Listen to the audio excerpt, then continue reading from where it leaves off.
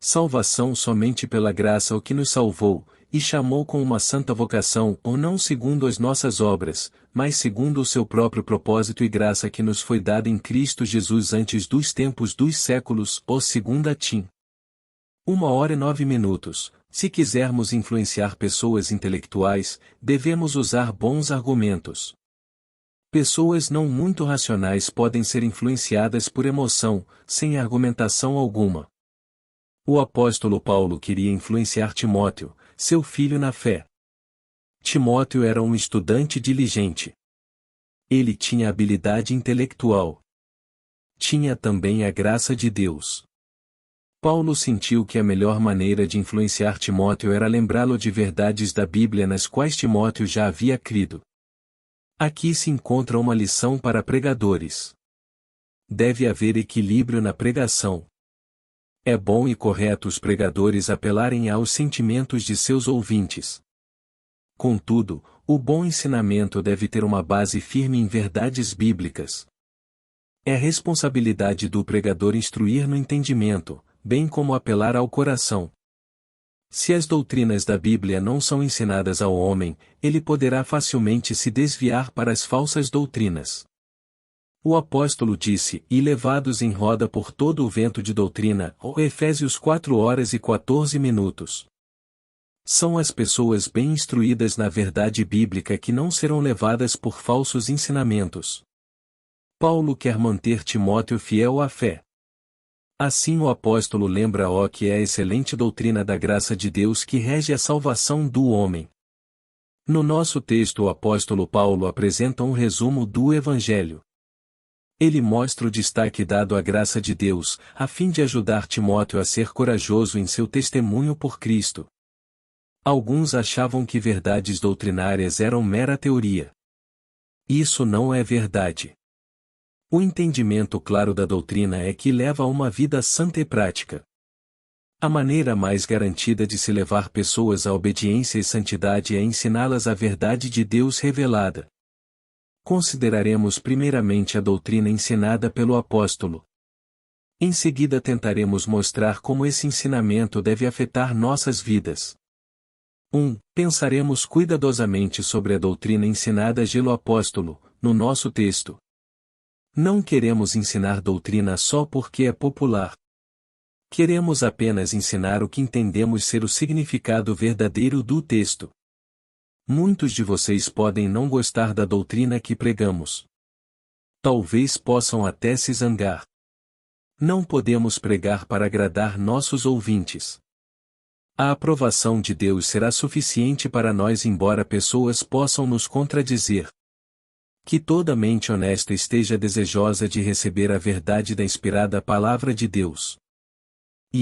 O apóstolo expõe sua doutrina nas palavras do nosso texto.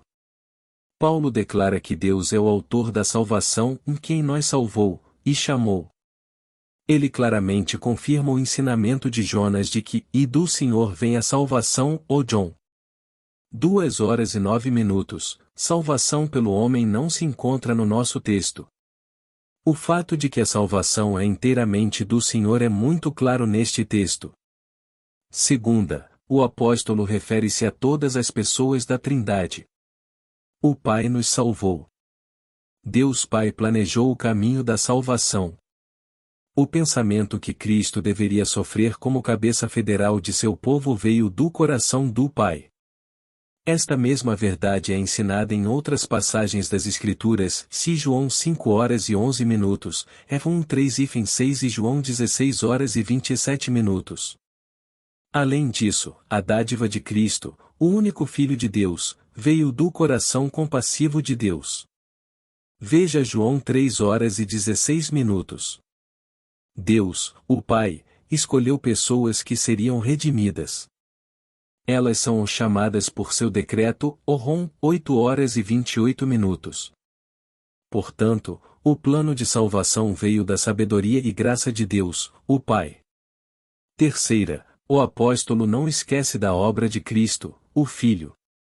Somos salvos através do Filho de Deus. Porventura não é seu nome Jesus, que significa Salvador? O Filho de Deus nasceu no mundo como homem. Ele viveu uma vida perfeita. Demonstrou na sua vida a retidão, com a qual o seu povo se reveste. Por causa da morte cruel de Cristo na cruz, o pecador pode ser limpo de seu pecado. O povo de Deus é aceito por meio da vida perfeita e da morte expiatória de Cristo Jesus. Diante do trono eterno o povo de Deus irá cantar: e aquele que nos ama, e em seu sangue nos lavou dos nossos pecados, e a ele glória e poder para todo o sempre. Amém, ó Apó. 1:5-6, quarta. O apóstolo nos lembra da obra do Espírito Santo, a terceira pessoa na Trindade. O Espírito Santo nos capacita a entender o Evangelho. A mente humana por natureza não entende as coisas de Deus. O Espírito Santo influi na nossa vontade. Ele nos tira da nossa condição de rebeldia e ajuda-nos a obedecer à verdade. Acaso não é o Espírito Santo que nos renova? Criados em Cristo Jesus para as boas obras. Efésios 2:10. Não é o Espírito Santo que nos ensina e nos conforta? O Pai planeja, o Filho redime, o Espírito Santo aplica esta redenção aos nossos corações e nós nascemos de novo. Portanto, o Pai, o Filho e o Espírito devem ser referidos como o Deus que nos salvou. Vê dizer que nós nos salvamos a nós mesmos é ridículo. Na Bíblia, somos chamados de o templo santo no Senhor, ou Efésios 2:21. O templo não construiu-se a si mesmo. Cremos que Deus, o Pai, foi o arquiteto do templo. Ele planejou, ele forneceu os materiais de construção e ele terminará a obra. Não haveria necessidade alguma de um Redentor se pudéssemos salvar a nós mesmos. Mas éramos escravos de Satanás e não tínhamos como por nós mesmos quebrar o poder do pecado que nos aprisionava. Poderia o rebanho de Deus, o qual Cristo tomou das garras do leão, ter se libertado a si mesmo? Não podemos acreditar que Cristo veio para fazer o que os pecadores podiam fazer por si mesmos. Podem os mortos por si mesmos se fazerem vivos? Quem pode dizer que Lázaro, morto no túmulo, veio à vida por ele mesmo? Ainda que Lázaro pudesse se ressuscitar dentre os mortos, nem assim creríamos que os mortos em pecado pudessem se fazer vivos. Pecadores salvos pela graça de Deus, tornam-se novas criaturas em Cristo. Como poderia a criação ter feito a si mesma? Se temos uma nova criação, deve ter existido um Criador. E, do ponto de vista espiritual, regeneração é obra inteiramente de Deus, o Espírito Santo. Ninguém ajuda o Espírito Santo na sua obra de regeneração. A renovação da alma é a operação dele. Nós adoramos o Pai, o Filho e o Espírito Santo. Reconhecemos que se somos salvos, é porque fomos salvos exclusivamente por Deus. A Deus seja toda a glória. 2. Quero dizer 3 coisas sobre a maneira pela qual Deus nos salvou. Nossa salvação é completa. O apóstolo diz, em que nos salvou. Crentes em Jesus Cristo são salvos no momento que colocam sua confiança em Cristo. Eles não esperam que sejam salvos. Deus salvou completamente seu povo. Ele o escolheu para esta salvação. O preço total da salvação desses pecadores escolhidos por Deus foi pago quando Cristo morreu por eles na cruz. Cristo disse quando pendurado na cruz, está consumado, ou João 19:30. Estávamos completamente perdidos por causa da desobediência de Adão. Fomos completamente salvos quando Cristo, o segundo Adão, terminou sua obra redentora por nós. Meu segundo pensamento é que o texto diz em que nos salvou, e chamou. Será que Deus nos salvou antes de nos chamar? O texto diz que ele assim o fez. Não sabemos que somos salvos até que o Espírito Santo opere em nossos corações, trazendo-nos a Cristo. Entretanto, no propósito de Deus e na redenção de Cristo, somos salvos antes de sermos chamados. O Senhor Jesus Cristo pagou as dívidas do seu povo quando foi crucificado. Por conseguinte, vocês podem ver que fomos salvos antes de sermos chamados. Terceira, Deus nos chamou para uma vida santa. Aqueles pecadores pelos quais Cristo morreu são chamados pelo poder do Espírito Santo à santidade. Eles deixam seus pecados, tentam ser como Cristo. Antes de serem salvos amavam o pecado. A velha natureza deles amava tudo que era maligno. A sua nova natureza não pode pecar porque é nascida de Deus. Deus chama seu povo à santidade. O povo de Deus não é santo porque quer que Deus o salve. Deus, através do Espírito Santo, opera a santidade nele. Portanto, o belo fruto espiritual que vemos num crente tanto é a obra de Deus quanto é o resultado da expiação pela qual Cristo o comprou. A salvação de um crente é unicamente pela graça. Deus é o autor dessa graça. Salvação tem que ser pela graça, pois não pode ser adquirida. A sequência verdadeira é: Deus nos salvou antes de nos chamar.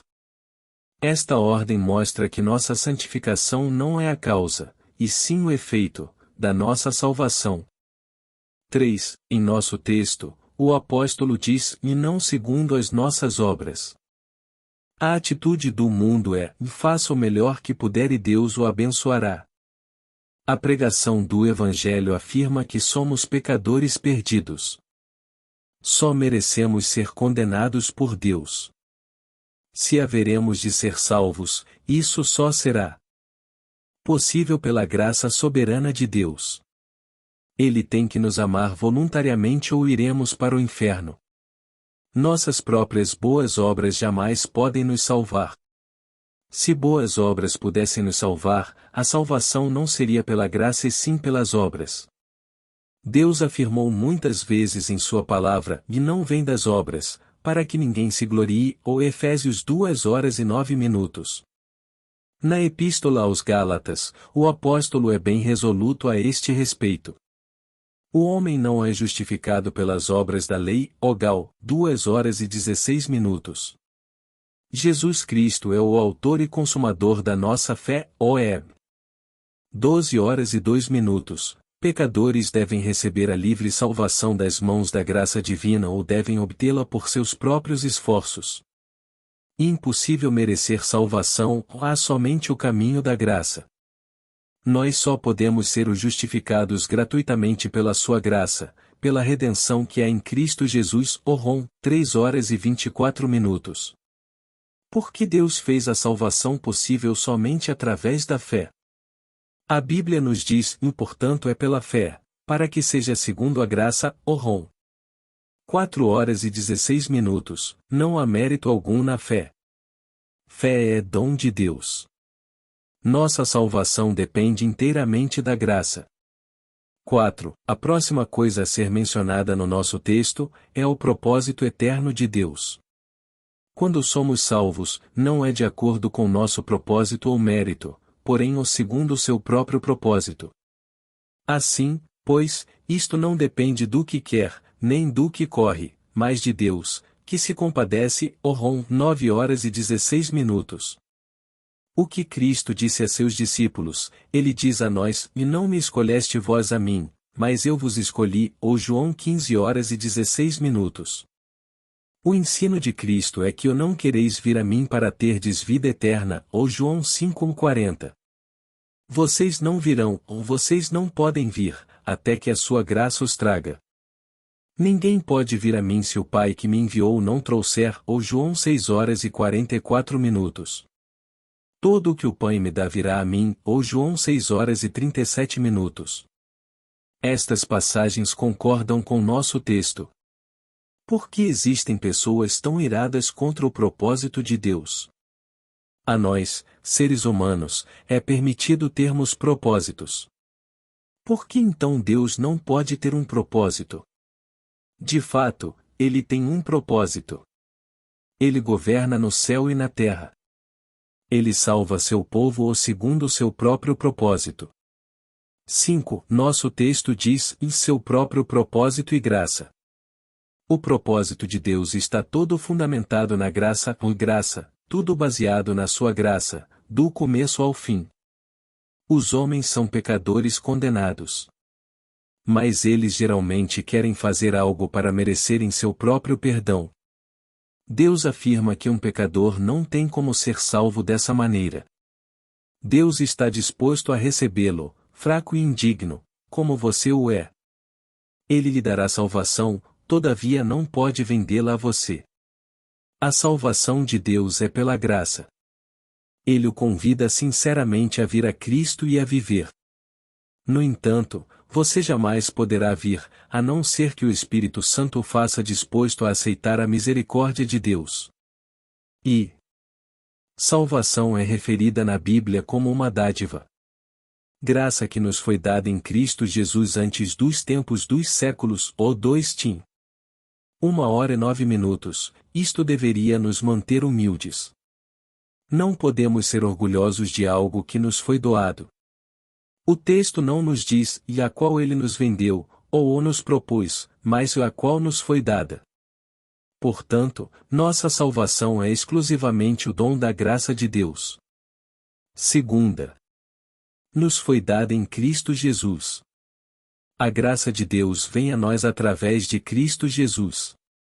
Paulo afirma, de mais longe esteja de mim gloriar-me, a não ser na cruz de nosso Senhor Jesus Cristo, ó Gal, 6h14. Salvação é um dom da graça. Terceira. Deus nos deu esta graça antes dos tempos dos séculos.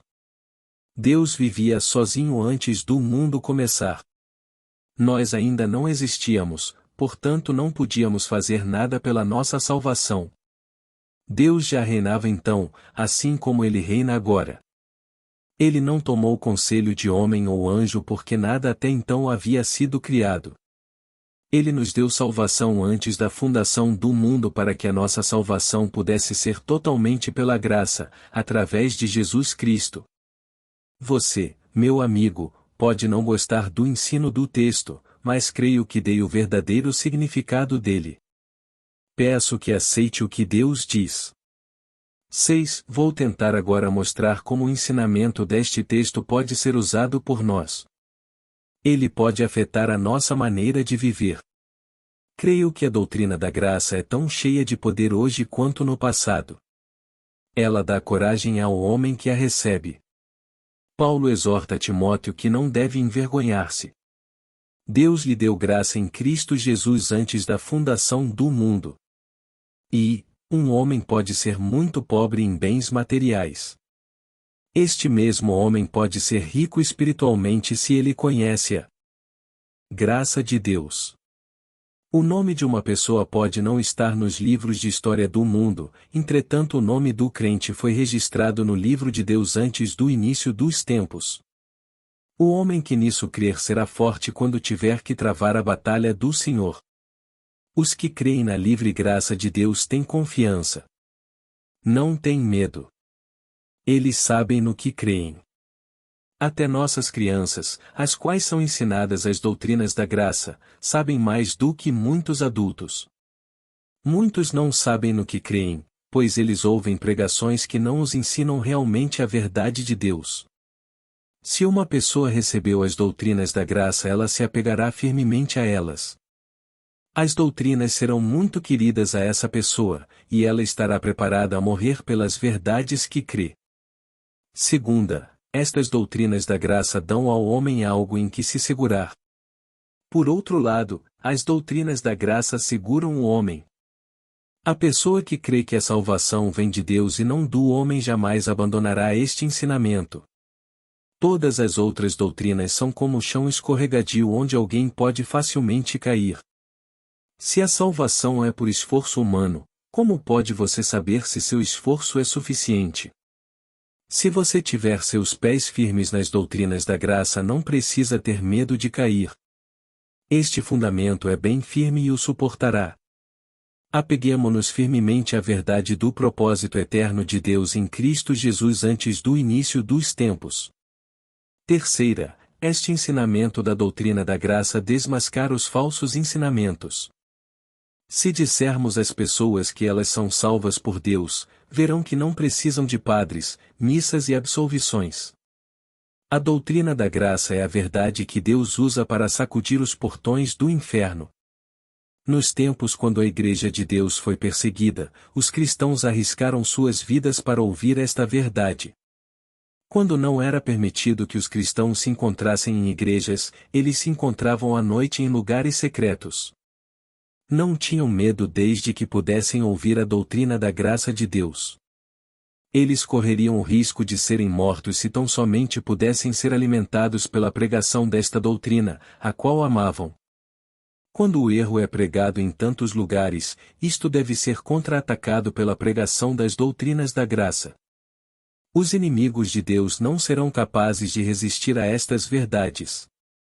Quarta, quando essas verdades são escritas no coração do homem, elas farão com que ele busque a Deus. Ele saberá que Deus o salvou e passará a vida seguindo a Deus. Ele verá a mão de Deus em tudo. Ele adorará o Deus que já fez e continua a fazer tanto por ele. Ao mesmo tempo, esta doutrina faz com que o homem despreze a si mesmo. Ele sabe que não tem em si mesmo justiça nenhuma. Ele sabe que somente Deus o pode salvar. Ele se sente pequenino, mas contente. Ele se mantém humilde diante do propiciatório de Deus. Mas ele é ousado quando outros se opõem a ele. Que todos nós possamos conhecer o imenso poder que há na verdade da graça de Deus. V. Esta preciosa verdade traz conforto ao pecador. O maior conforto do pecador é saber que a salvação é pela graça. Se os homens fossem salvos por mérito, por boas obras, aonde estaria você? E aonde estariam os bêbados, os blasfemadores e os impuros? Aqueles entre vocês que amaldiçoam a Deus em seus corações e não o amam, aonde estariam? Quando a salvação é inteiramente pela graça, sua vida passada, por mais impura que tenha sido, não é motivo para detê-lo de vir a Jesus. Cristo recebe pecadores. Deus escolheu alguns dos piores pecadores. Por que não então você? Ele recebe a todos que vêm a ele. Ele não o lançará fora. Alguns chegaram a odiar a Cristo. Eles o insultaram frontalmente. Mas tão logo que eles clamaram, Deus, tem piedade de mim, um pecador. Ele teve misericórdia deles. Ele terá misericórdia de você, se o Espírito Santo o guiar a buscar misericórdia. Não haveria esperança alguma para você se me fosse necessário lhe dizer que você precisa conquistar sua própria salvação à parte da graça. Contudo, a salvação é pela graça. Se você está morto em pecados, existe vida para você. Se você está nu, existe vestimenta para você. Se você se sente arruinado, existe salvação completa para você. Que você tenha graça para se apoderar da salvação de Deus. Então, você e eu cantaremos juntos os louvores da glória da graça divina.